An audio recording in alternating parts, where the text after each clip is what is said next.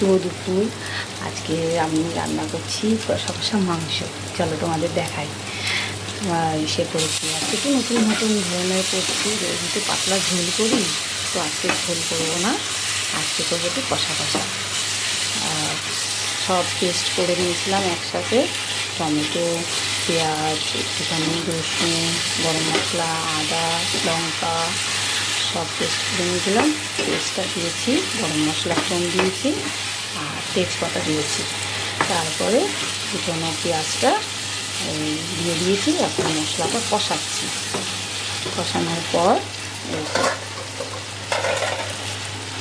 মাংসটাকে টক দই দিয়ে ভিনেগার দিয়ে ম্যারিনেট করে রেখেছি আর আলুটাকে ভেজে রেখেছি। এবারে মশলাটা কষানো হয়ে গেলে তারপরে মাংসটাকে